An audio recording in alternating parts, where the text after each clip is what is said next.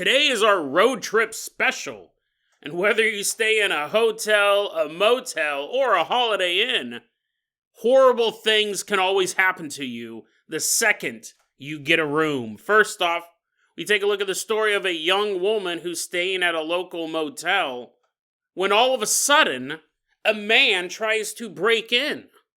But that's honestly not the creepiest part of the story.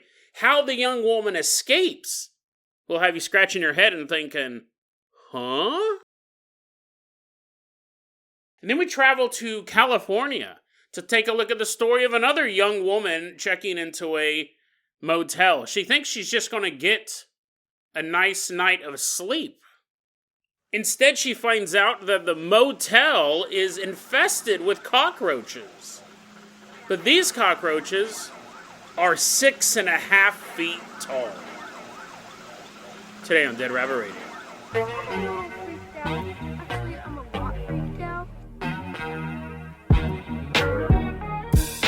Hey everyone, welcome back to another episode of Dead Rabbit Radio. I'm your host, Jason Carpenter. I'm having a great day. Hope you guys are having a great day too. I hope you guys had lots of fun over the weekend and over the Thanksgiving weekend. Hope it was super cool. What day is it? I don't even know what day it is. It's Sunday, I guess, when I'm recording this. Well, someone who always knows what day it is, hopefully, running into Dead Rabbit Radio Command. Let's give it up for Brady. Woohoo! Yeah! Whee! He's doing cartwheels, doing a little shimmy dance into Dead Rabbit Radio Command. Brady came out to see me at the Port Gamble Ghost Conference, so that was totally awesome. I also saw Brady down at the Oregon Ghost Conference in Seaside, so 2 for 2 so far. Now the heat is on. Can you keep the streak going? Brady, you're going to be our captain, our pilot this episode. If you guys can't support the show financially, if you guys can't show up to events in person, you're like, Jason, I love you, but you're on the other side of the planet, that's fine. It truly is. Just help spread the word about Dead Rabbit Radio. That helps out so much. Tell your friends, tell your family, tell everyone you know. Dead Rabbit Radio is your favorite paranormal show. Now, Brady is here for a special episode. Brady came out to see me at the Port Gamble Ghost Conference, and we're going to be talking about road trips. We're going to be talking about staying in hotels and stuff like that. So everyone, you're like, Jason, that's kind of a boring theme. No, it's not. If I could, I would live in motels and hotels like Zach and Cody. You know what the difference is between a motel and a hotel? I saw this recently. I was watching a television show.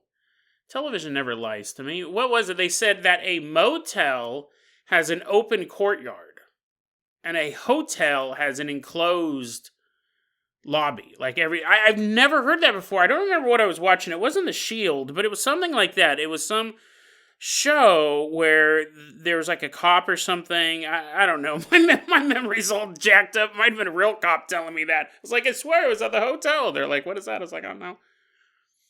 Hotel has a closed-in lobby. Motel, you're like, Jason, we're already afraid this is an uninteresting episode. And you start off by going, no, it's not. And then you reminisce about a television show that may not even exist. You don't even remember the name of it. And then you go on about hotels and motels. Everyone knows the difference but you. Be interesting. Well, this is interesting, Brady. I'm going to go ahead and toss you the keys to the Jason Jalopy. Let's leave behind Dead Rabbit Radio Command and drive us all the way out to we didn't stay in Port Gamble. Drive us all the way out to the town of Poulsbo, Washington. Port Gamble, I talked about before, is a super small town. There's like a couple, maybe 2 bed and breakfasts, and it's like $300-400 a night. So when me and my buddy Sabine went up to go to the conference, we're like, we're not staying there. We checked out a Marriott hotel in Poulsbo, which is like the nearest big town. It's like maybe a 20-minute drive. And I've talked about this before. I'm a big advocate of the boo pill. That basically is if you want to strike up a conversation with a stranger. It works a lot with women, but just people in general. Start talking about paranormal stuff. Because everyone has a good ghost story, or they believe in ghosts. I hear you guys shaking your heads. You're like, nope. You sound like a big old weirdo when you walk around talking about ghosts all the time, and that can be true. Sometimes if you sit down, he started talking about it. People were like, I don't believe in ghosts. Please leave me alone, sir. I'm all dressed up as a ghost. I'm like, believe in me now. It doesn't work all the time, but usually, I'm not a sports guy, so I can't walk up to someone and I'm like, did you see the game last night? Man, Iowa sure kicked that ball way more times than Kansas did. No, but I can go, do you have any dead relatives? Did anyone close to you die recently? Do you think they're still floating around? You can talk about ghosts with people. I can't talk about sports, but I can talk about Bigfoot all day long.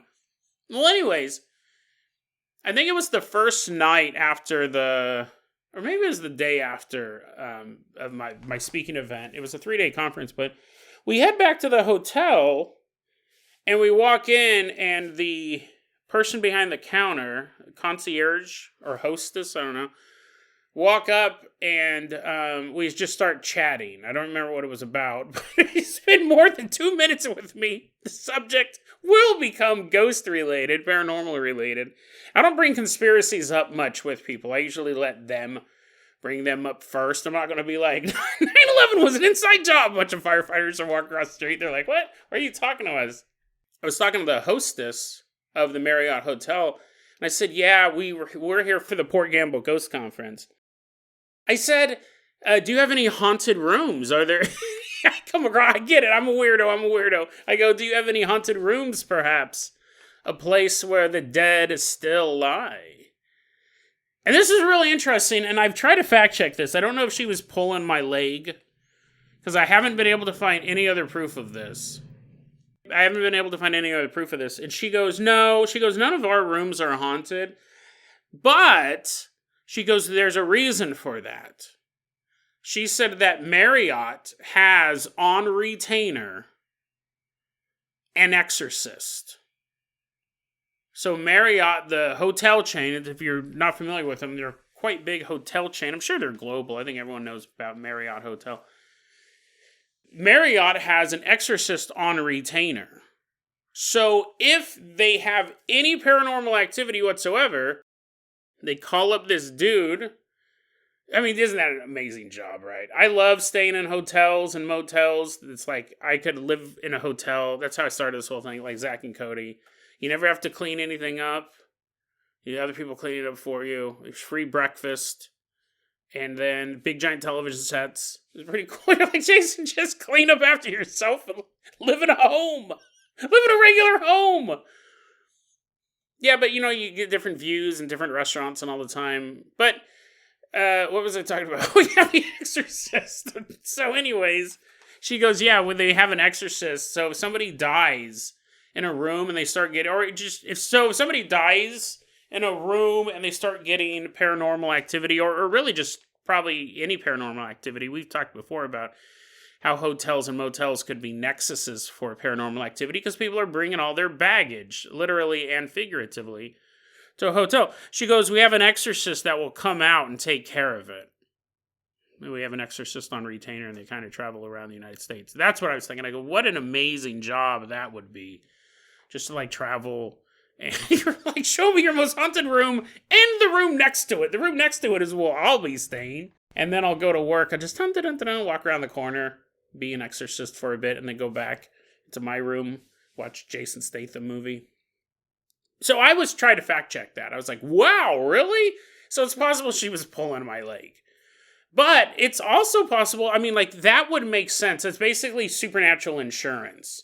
You're this huge hotel chain, and you're like, oh no, our stocks are down this year. And they're like, boss, it's because half of our customers get possessed. And then they're so demonic, they go and stay at a Hilton hotel instead. And he's like, no, hire an exorcist. It would basically be a way to keep your customers from getting possessed or getting, bad reviews. They're like, the staff was really nice. The continental breakfast was delicious, but when my child began vomiting blood and hovering 3 feet off the ground, I was like, nope, never staying here again. 1 star. So I don't know if it's true. I actually did try looking it up. I couldn't find any other proof of it. But an interesting factoid, it'd be more interesting if it was true.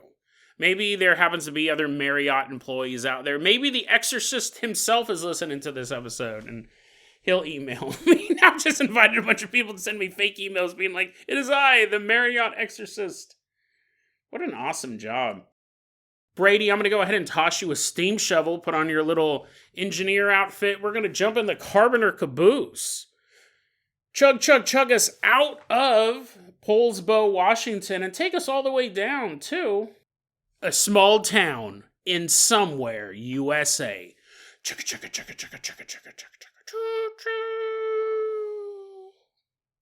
First off, I got to give a shout out to Dragonova Svetlana.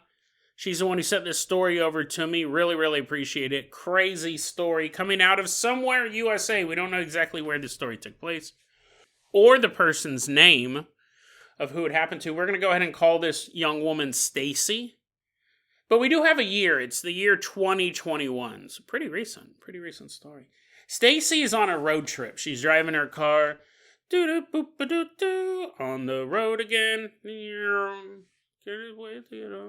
Driving down the road. Big rigs are going the opposite direction. She's like, honk your horn, honk your horn. They're all wah, wah. Caused a huge accident. There's just a massive pileup behind her. She's like, on the road again. Driving down the road. Not a care in the world. But what happens is, she's on a pretty long road trip, apparently. The weather's starting to turn bad. And she's like, you know what? I'm going to hunker down. First, I'm going to get a motel room, and then I'll run to Walmart, pick up some stuff. Oh, God, this sounds like the dream. This sounds so amazing. I'm so jealous of these characters who are about to have life-changing paranormal incidents because it would be great. I'd love to live out of motels. But anyways, she's like, first, I'll stop off at Walmart and buy some stuff, and then I'll go back to my motel, watch a couple Jason Statham movies, and go to sleep. So she does that. She goes to this motel, open courtyard, and she goes to the front and she's like, I would like a room, please, and they give her a key, all that stuff, and then she runs to Walmart.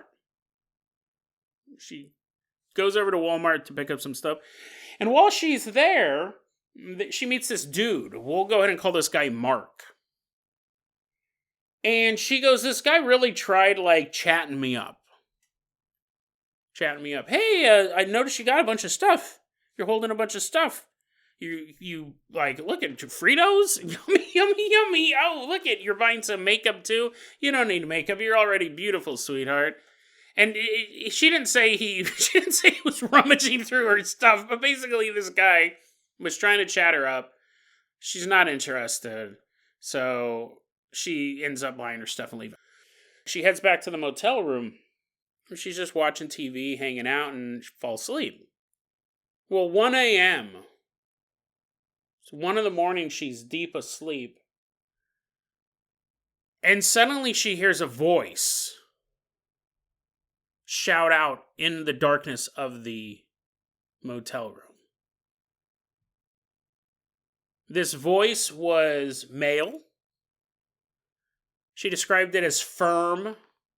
And she said it was not in English. The voice was actually in her family's native language. We don't know what that is. She didn't specify what that is, but she goes, it wasn't in English. I was fast asleep and I heard this voice, this male voice, shout out in my family's native language, which she understood. It shouted out, you have to go.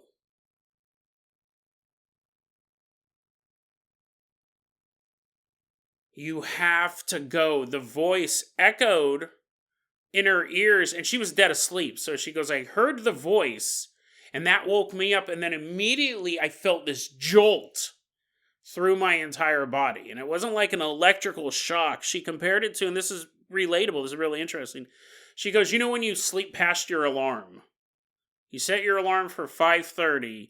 You don't wake up for whatever reason. You hit snooze button or whatever.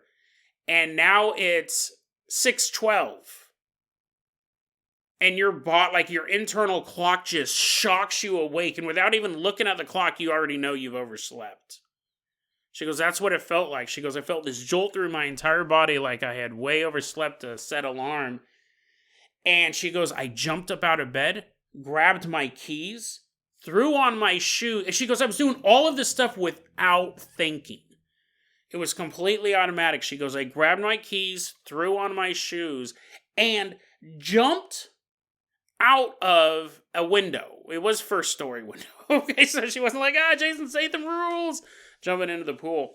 She goes, I found myself leaping out of the window. I wasn't even thinking about it. And now I'm in a bunch of bushes.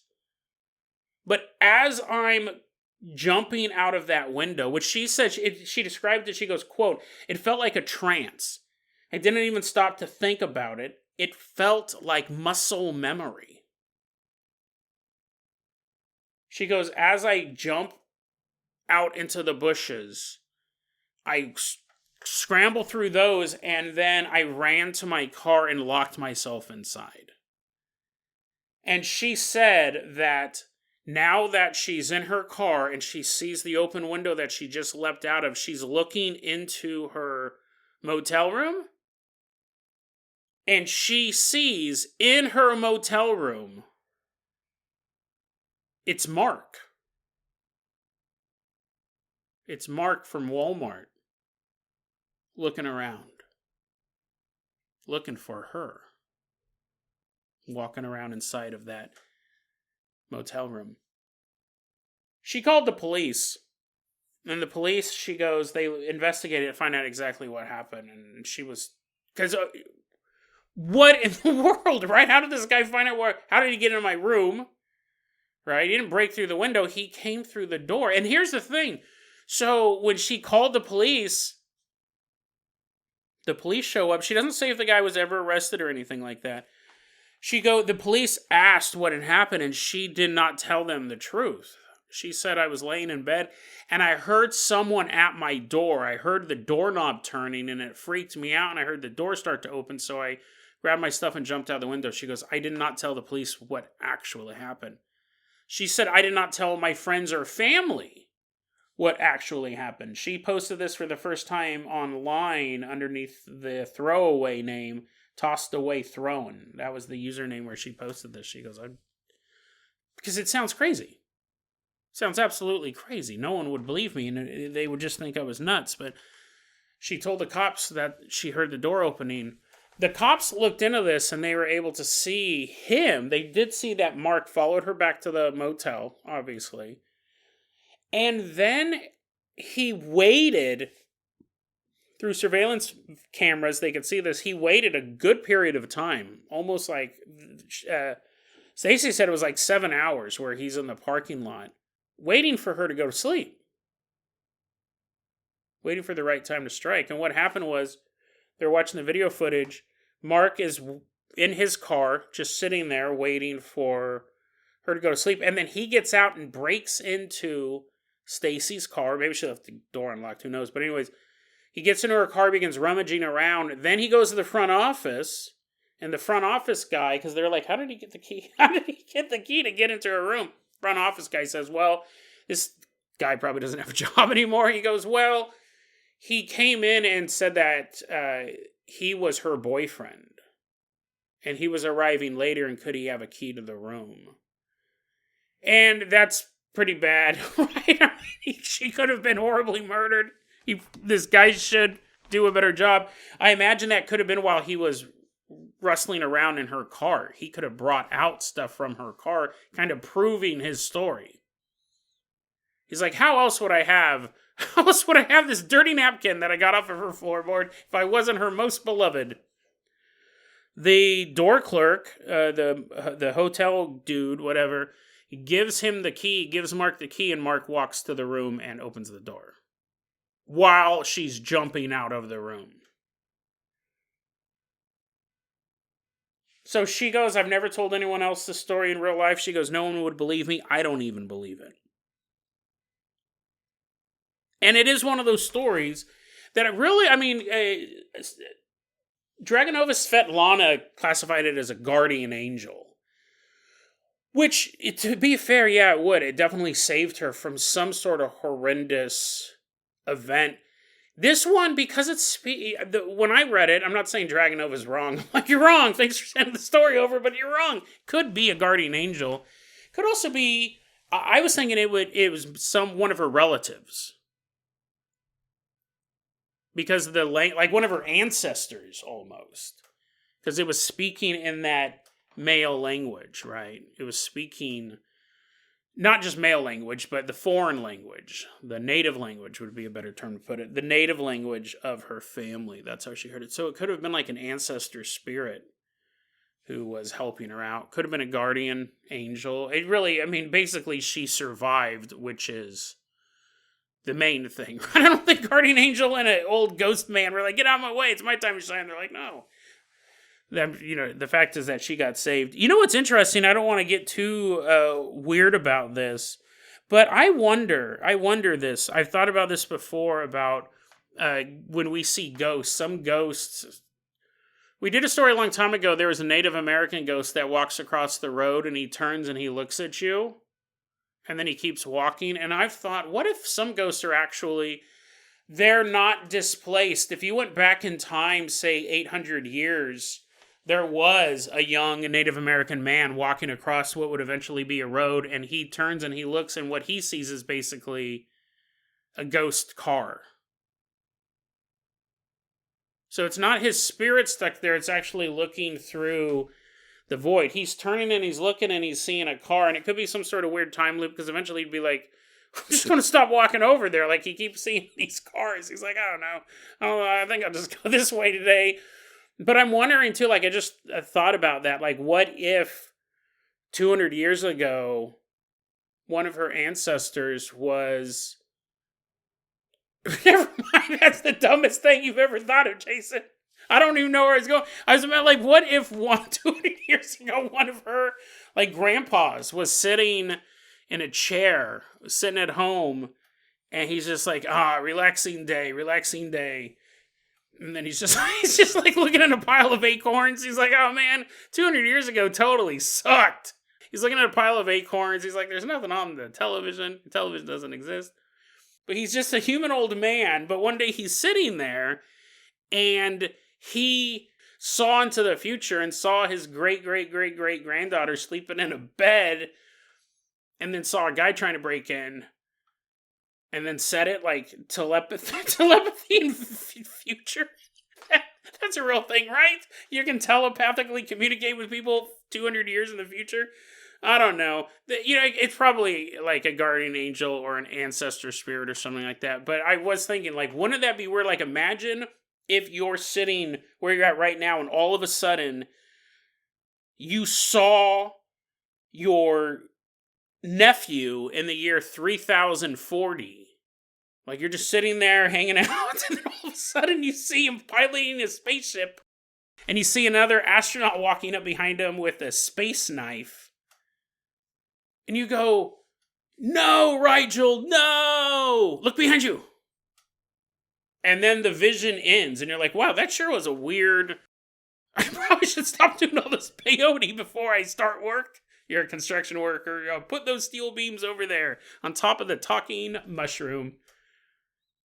And then in the future, Rigel is piloting a spaceship, and he hears a voice in a language he doesn't understand. It's an old language called English. He vaguely knows it. And he hears, no, Rigel, no. I don't remember what he said. What did he say? Look behind you. And then Rigel hears that voice, and he turns around and stops the space knife from stabbing him.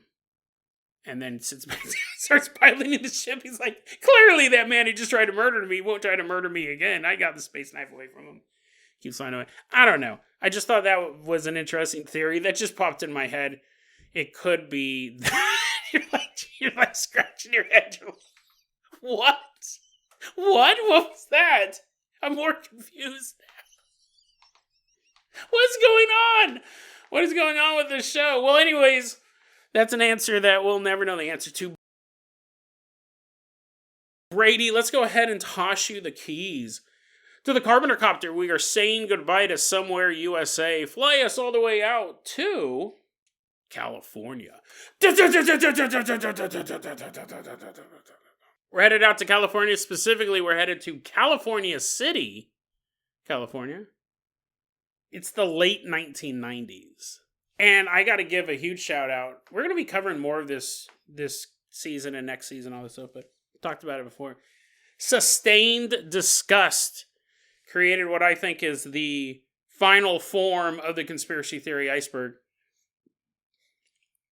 He's got the links. He's got the receipts. It's a full-on, full-size conspiracy theory iceberg, and he actually went through and painstakingly linked to everything, which I love. Takes away the word soup, takes away the fake ones. And these are all super rare.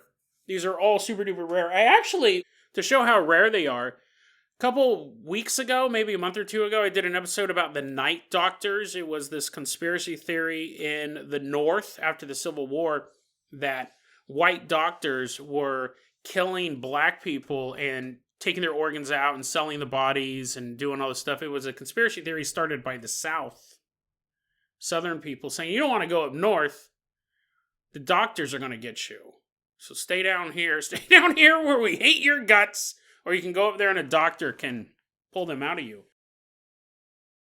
I found an article called The Night Doctors. I was looking at another story. I found an old article about it. And I was like, wow, I've never heard of this before.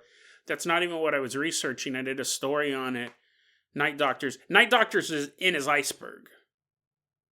Like, I was looking through his iceberg, and one of his entries was the Night Doctor, something that I randomly stumbled across. So I'm going to put his iceberg in the show notes. It's absolutely the best.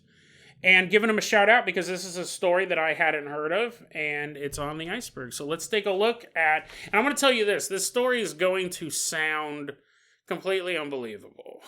That's, if it's Dead Rabbit Radio, Jason's going, the story. But it actually has it from a pretty good source. I mean, all of this stuff, right? It can all come down to somebody making up a story. But this is from a very well-respected cryptid book called Chasing American Monsters.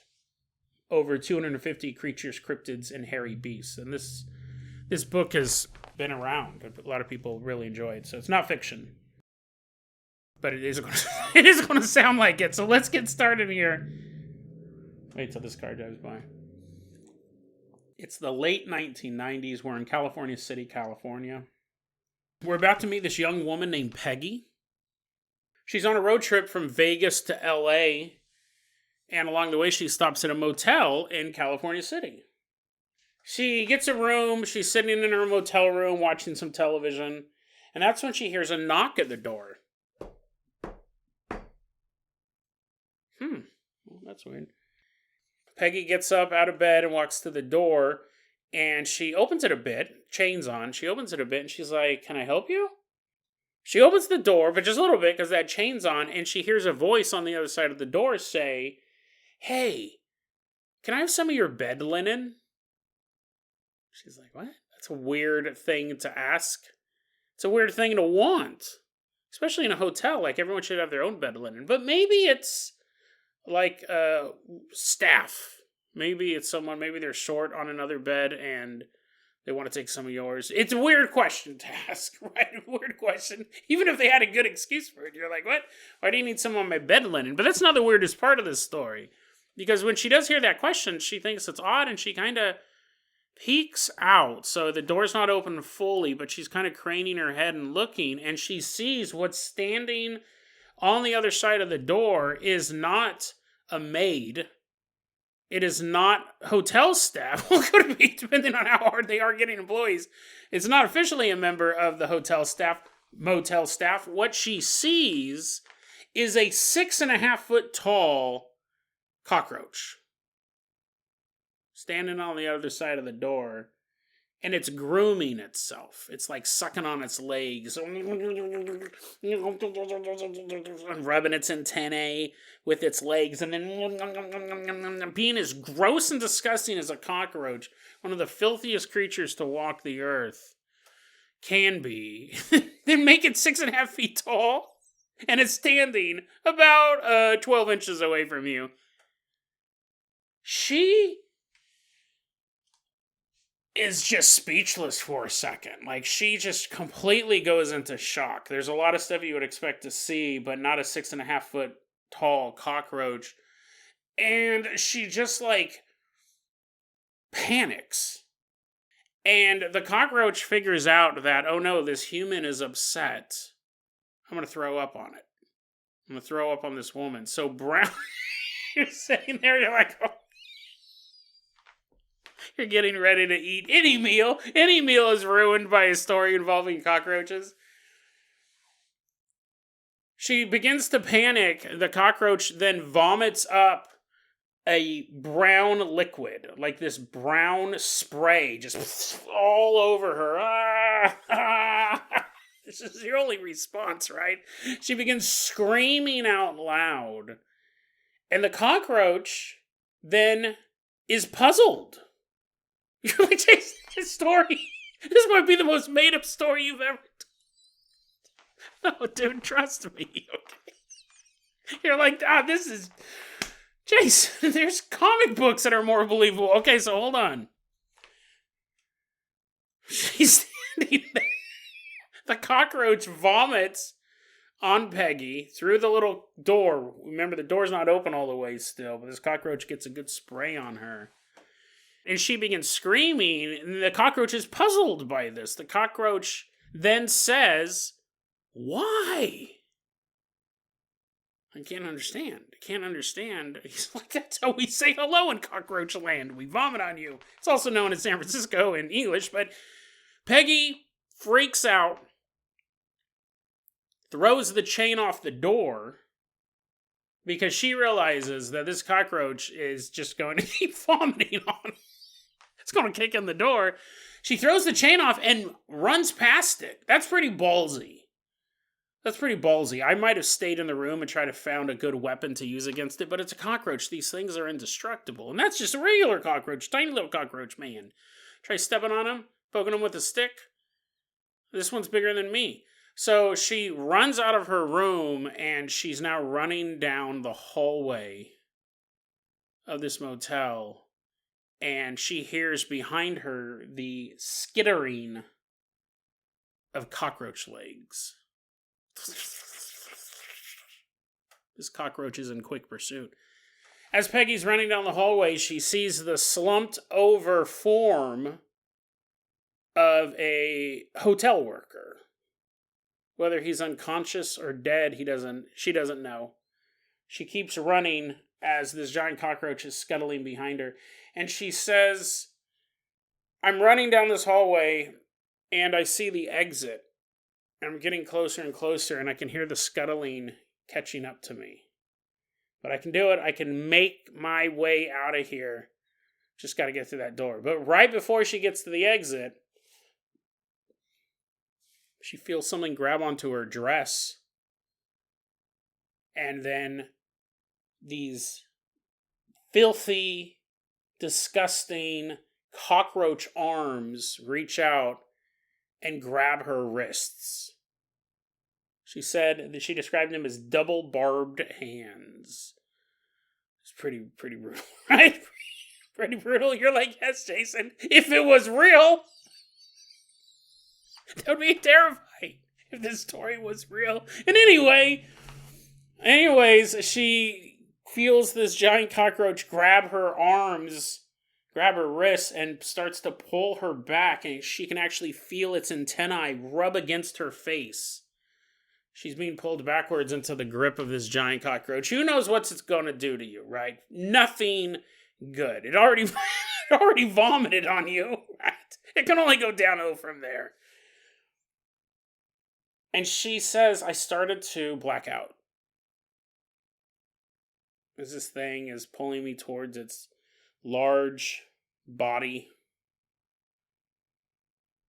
Antennae rubbing against my face. I can smell the filth."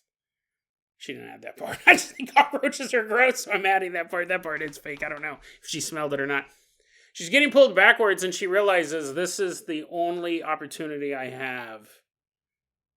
I gotta get out of here. I'm gonna black out. Who knows what this cockroach is gonna do to me? I might become impregnated with 1,000 cockroach eggs. They may burst out of my belly. She didn't say that. She didn't make that up. She didn't say that at all. I didn't make up. But I'm sure that was going through her head. I'm sure that was going through your head, too. I wonder how many cockroach eggs can fill her. Because if they're 6.5 foot, like if a regular cockroach laid eggs on your finger, you wouldn't even know. you would be going like, oh man, cockroaches are scuttling all over your hand, and they leave, and you're like, pizza time! We reach in and grab a slice of pizza. You could probably swallow a couple million cockroach eggs and not even know it. But if the cockroach is 6.5 feet tall, I'm sure you could see their eggs with the naked eye. They're probably the size of like an ostrich egg or something like that. Well, anyways, she's getting pulled back into this cockroach, thinking the worst, imagining the most disgusting scenario. She goes, I'm going to have to get out of here. I'm going to have to get out of here somehow. So, she drops her weight down. It's like pulling her in, and she just kind of goes limp for a second, which throws a cockroach off balance. And then she kicked her leg out, connecting with the cockroach's ankle, and the cockroach is like, oh, and starts to fall over. And as they're both tumbling, she turns around and she kicks the cockroach right in the face. Ah! And then they both hit the ground. But now she's free of the cockroach's grasp. I don't think I'd ever say that sentence out loud. She's free of the cockroach's grasp, and Peggy continues running. She pushes open the exit door. Cockroach in fast pursuit. He's back on his feet. She pushes open the exit door, spins around, slams it in the cockroach's face. And what she hears then, Peggy said, I have never heard a sound before or since that was anything like this. She goes, when I slammed the door in the cockroach's face, she goes, I heard a high-pitched shriek that was louder and higher than anything else she had ever heard before or since. And then she just took off running away from that exit door. Panicked, arms flailing, running away from this giant cockroach. Well, in the area, like very close by, there was a man on a payphone. It definitely story took place in the 1990s. There's a man on a payphone, and he sees a woman run out of a motel screaming, ah! Then he hears this loud-pitched screaming noise. Like, what in the world's going on? He's watching the woman run across the parking lot, and then he looks over and he sees, leaving the motel, like, not with his little top hat and cane, he's like, my card, good sir. He sees coming out the side door that she just ran out of, he sees a 6.5 foot tall cockroach. And I'm sure whoever he was on the phone with, he goes, I'm going to have to call you back, bro. I got something else to do. He hangs up and calls the police.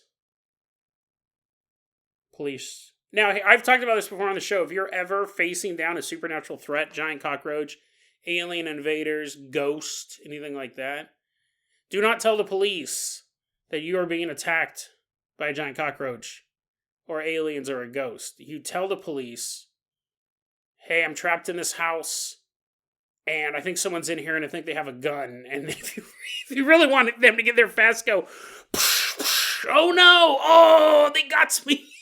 They got me right in the gullet. Oh, come quick. Police will be there. If you tell them that you think Frankenstein is in your basement, the police will never show up. An ambulance might. If you think there's a monster in your basement, do not tell the police there's a monster in your basement. Say, I think someone just broke into my basement. We can hear that you're making those noises, sir. You're like, no, now he's walking up the stairs. Thump, thump, thump, thump. Frankenstein, no. They're like, Frankenstein? You're like, I mean burglar. No. Hurry up, get here. I think he has a gun. I don't know if this guy told the police, hey, I just saw a giant cockroach run out of a motel. But he might have. He probably said, hey, you guys might want to get down.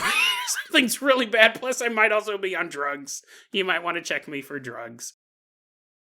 The police show up. Oh, and the guy on the payphone, too. He said that when it came out of the hotel, he called the police. The police show up, and then they got there pretty quickly. Almost too quickly. Almost as if the story was made up. But anyways, he sees, when the police show up, because they get there really quickly, the cockroach leaves the motel and scuttles off into the darkness over a nearby hill. And this was from an interview from a woman named Peggy by the author Jason Offutt for the book Chasing American Monsters. It's a cryptids book, like I explained before. And Peggy said after this event happened, I don't know, she probably had to change her underwear, probably had other stuff to do, take a shower, but later on, she ended up talking to some locals about what had happened, and the locals are like, yeah, we have been seeing things. There have been sightings of something behind the trees out in this nearby area. They see stuff flitting behind the trees. And Peggy and the author wonders if there could be more of these giant cockroaches out in the area. Now, we have the beauty of hindsight, right? The story took place in the late 1990s. When it happened, you would be like, I wonder if they're still out there. I wonder how many there are. Well, in the year 2023, we can probably pretty reasonably say none.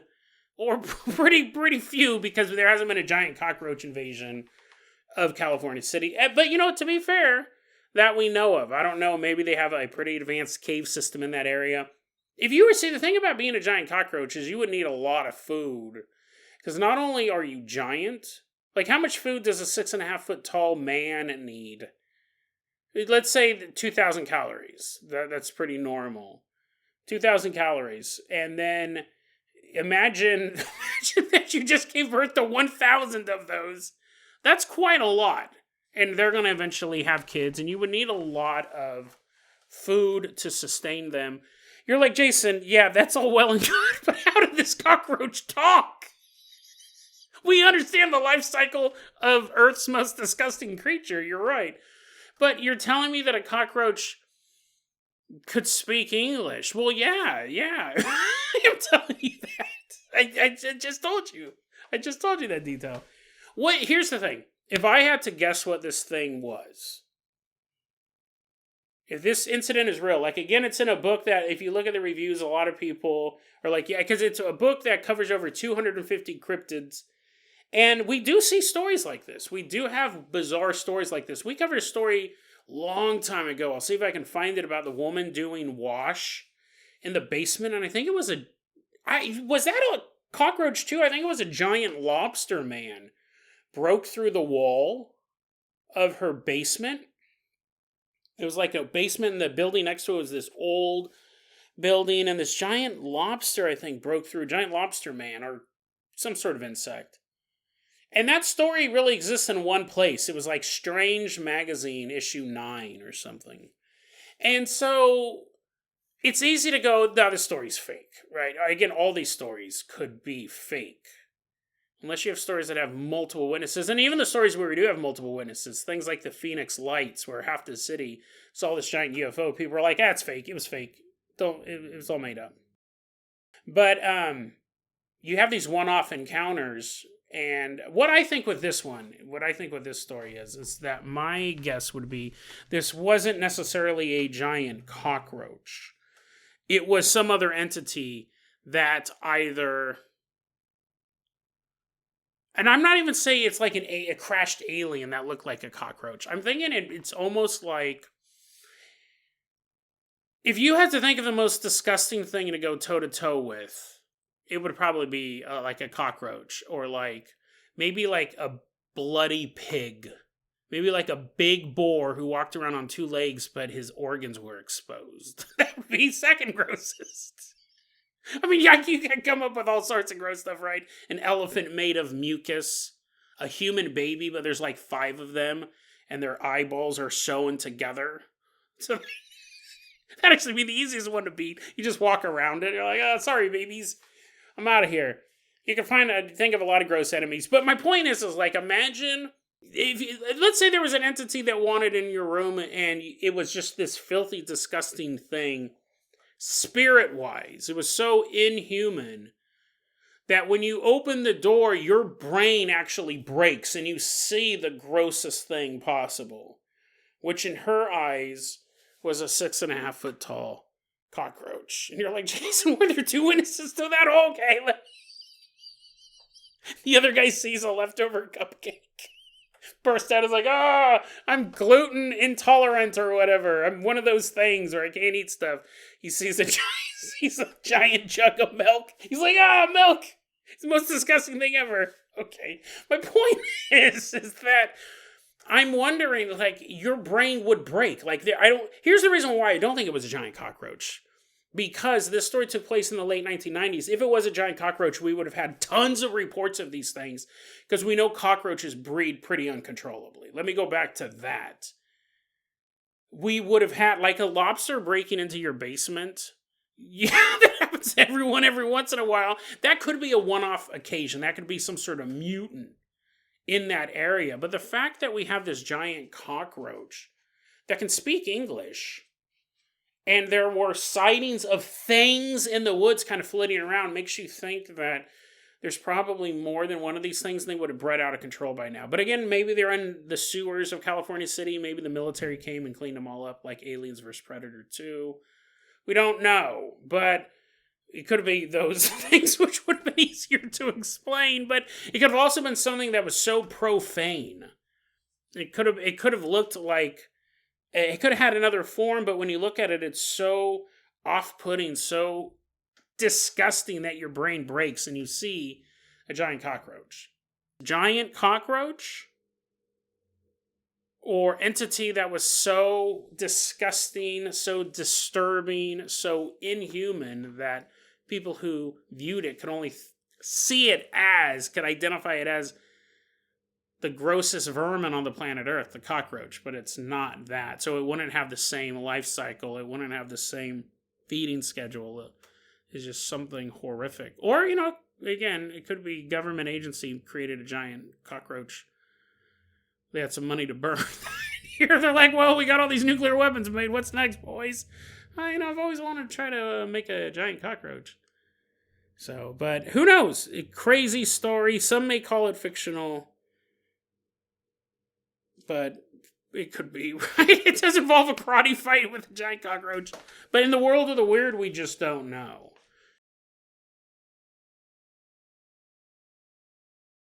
So the next time you're checking into a motel or a hotel, be careful which one you stop at. When your car pulls up to the parking lot and you get out, take a good look around. Make sure there's no men with large knives. Driving through a parking lot, it's a knife convention. You see a bunch of hooligans running out of the bushes. You're like, I think we might want to go to the next motel. Make sure there's no psychopaths with knives sleeping under your car. They're asleep. You're not supposed to sleep down there, bro. You're all running over them. You're like, again. My insurance company's going to hate me. This is the 5th psychopath who slept under my car and I ran him over. It's just so warm under there. If you go to a motel and there's some sicko hiding in the bushes with a knife or an axe, you might want to go somewhere else. If you happen to check in and the clerk gives you your key, but then you realize, there's something up about that clerk. He's eating raw. He's eating raw garbage. You're like, that is weird. He did have multiple arms. I don't really remember reading about that in the brochure. Our staff has multiple arms to help you better. You might want to make sure that the people working at your motel is not giant vermin, right? You're like, okay. As you go and you get in your... you have a checklist. You're like, this is Jason's checklist. No psychopaths. You look around, you're like, check, ooh, it's a pretty nice place. No one stabbed me in the neck yet. Staff not giant sex. You're like, done and done. Looking around, you're like, you saying all this out loud. Your staff looks very homo sapien. Good job. Checking it off. When you get up to your room, make sure that everything's A-okay. Check under your bed. Make sure there's no lunatic down there with an ice pick. Look behind the chairs. And after you've done your 12-point inspection and made sure there's no giant insects or lunatics, you better be careful. Still, you better be careful. Because as you turn on the television and begin watching the latest, greatest Jason Statham movie, just know Marriott keeps an exorcist on retainer. But does your motel? The room you just checked out may have been where a You're like, oh, it's such a relaxing bed. But you didn't check. You didn't check underneath the bed sheets. The blood-soaked mattress of a family massacre is the bed. It's all wet still. You're like, oh man, I need to call room service. The bed's wet. You sit up, your back is soaked in blood. You're like, what? As you're walking into the room, you're all ripping crime scene tape. You're like, whatever. I don't have time to read what this yellow tape says. You're ripping it up. You just jump in bed. Police photographer. They're taking photos of the bodies. You're like, another relaxing stay at my local motel. Turning it on, watching Jason Statham. Like, dude, get out of here. This is an active crime scene. You're like, there's no psychopaths in the lobby. I already checked. You show me a little checklist. They're like, oh. DeadRabbitRadio@gmail.com is going to be our email address. You can also hit us up at Facebook.com/DeadRabbitRadio. TikTok is at DeadRabbitRadio. Dead Rabbit Radio is the daily paranormal, conspiracy, and true crime podcast. You don't have to listen to it every day, but I'm glad you listened to it today. Have a great one, guys.